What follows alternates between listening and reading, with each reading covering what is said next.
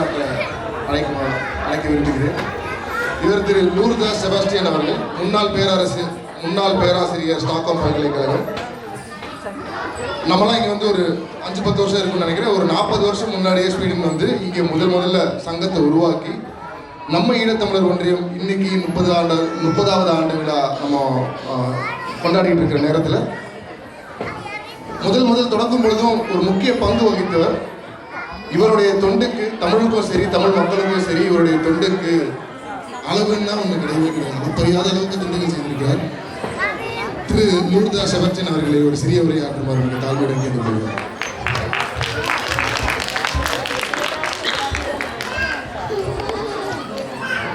அன்புள்ள நிர்வாக குழு உறுப்பினர்களே,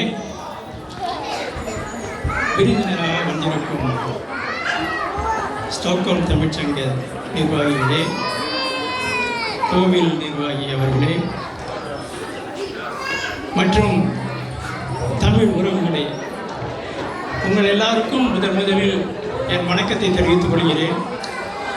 இந்த முத்தமிழ் விழா 30 ஆண்டுகள் நிறைவு பெற்று ஈழத்தமிழ் ஒன்றியம் கொண்டாடும் இந்த முத்தமிழ் விழாவில் என்னை கௌரவப்படுத்தி பிரதம விருந்தினராக அழைத்து பெருமைப்படுத்தியதற்காக நான் உங்களுக்கு மிகவும் நன்றி செலுத்துகிறேன். நான் இதுபோன்று நினைக்கவே இல்லை. பெரிய ஆடம்பரமாக வரவேற்பு செய்து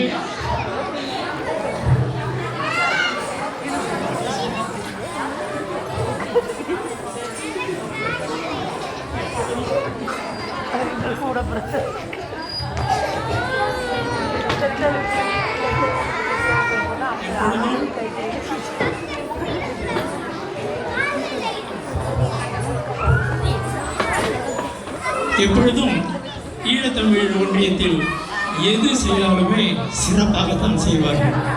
அது எனக்கு தெரியும். சாதாரணமாக இருக்காது.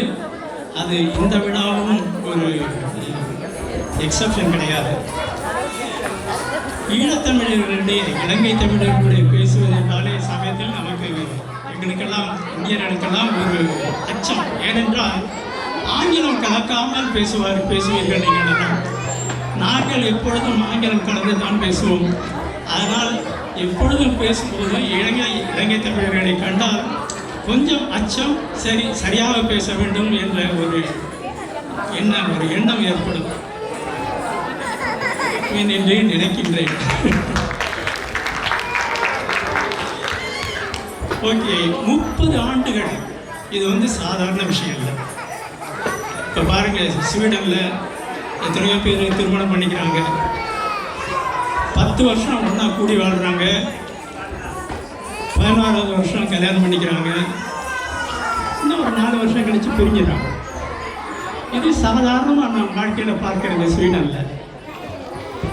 ஆனால் ஒரு சங்கமோ ஒரு தம்பதிகளோ 30 ஆண்டுகள் அதை ஒன்றாக கூடி நடத்துவது ஒரு சாதாரண விஷயம். இதை எப்பொழுதும் எந்த சங்கமாக இருந்தாலும் சரி, தம்பதிகளாக இருந்தாலும் சரி, வேலையில் இருந்தாலும் சரி, குடும்பங்கள் இருந்தாலும் சரி, ஏதாவது பிரச்சனை இருக்கும். பட் இருந்தாலும் அதையெல்லாம் தவிர்த்து இந்த 30 ஆண்டுகள் திறம்பட நடத்தி இந்த விழாவை நடத்துகின்றீர்கள். அதற்கு என்னுடைய பெரும் பாராட்டுகள்.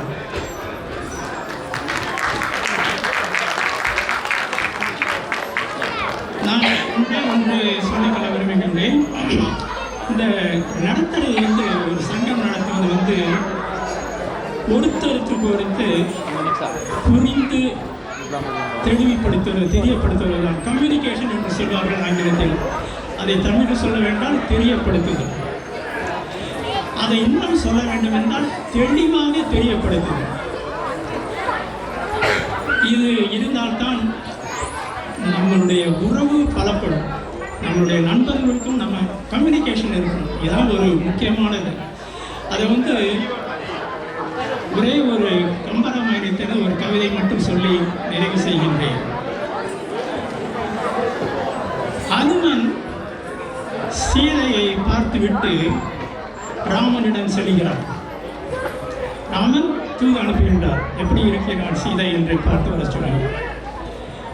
சீதையை பார்த்து வந்த அனுமன் சொல்கிறார், இந்த கவிதையை மட்டும் சொல்கிறேன்.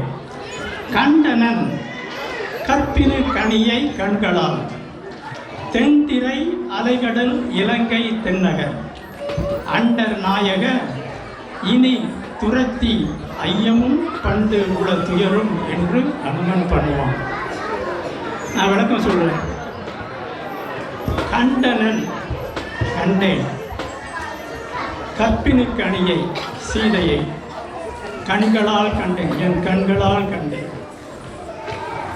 தென்திரை அலைக்கடல் இலங்கை தென்னகர், இலங்கை நகரில் கண்டேன். அண்டர் நாயகை, தேவர்களுக்கெல்லாம் நாயகரே ராமா, இனி ஐயமும் வேண்டாம் துயரும் வேண்டாம் என்று அனுமன் சொல்வார். இதில் என்ன சொல்ல வரேன்னாக்க, ஒரு விஷயத்தை சொல்லணும்னா 4 பேர்கிட்ட பகிர்ந்துக்கணும்னா உடனே சொல்கிறது, சுற்றி வளைஞ்சு சொல்லக்கூடாது. இப்போ நம்ம எங்கேயாவது போகிறோம், யாராவது ஒரு உடம்பு சரியில்லாமல் இருக்காங்க, போய் பார்த்துட்டு வராங்க.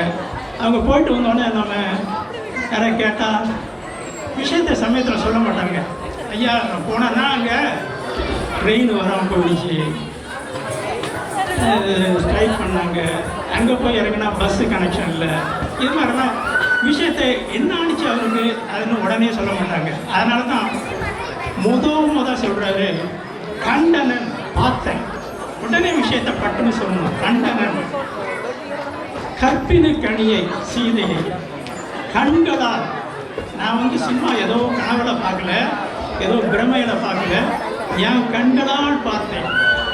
இதை தெளிவாக தெரியப்படுத்துவது, அதை ரொம்ப அழகாக கம்பர் வருணிக்கிறார். அதை தான் நான் நமக்கும் இது கண்டிப்பாக இது போன்ற ஒரு தெளிவாக தெரியப்படுத்தி நீங்கள் இந்த சங்கத்தை நடத்தினால்தான் இவ்வளவு தூரத்துக்கு நீங்கள் நடத்தி வருகின்றீர்கள். 30 ஆண்டுகள். இது நமக்கு மட்டும் இல்லை, நம்முடைய உறவு குடும்பங்களுக்கும் இதுதான். நம்ம சொல்கிறத நேரம் சொல்லணும், சுற்றி வளைச்சி சொல்லக்கூடாது. பிரத்யேக விஷயத்துக்கு இது போன்று செய்து நீங்கள் வெற்றி பெற்றிருக்கிறீர்கள், அதற்கு பாராட்டுகள். இந்த சங்கம் இன்னும் 30 ஆண்டுகள் மட்டுமல்ல, 30 ஆண்டுகள் 100 ஆண்டு வாழ்ந்து நம்முடைய தமிழ் சமுதாயத்திற்கும் தலைவி அவர்கள் சொன்னது போல் தமிழை மற்ற சமுதாயத்திற்கும் நம்மை வெளிப்படுத்தி நம்முடைய தமிழின் பெருமையை காப்போம் என்று கூறி இந்த வாய்ப்பினை கொடுத்தமைக்கு நன்றி கூறி விடைபெறுகின்றேன். வணக்கம்.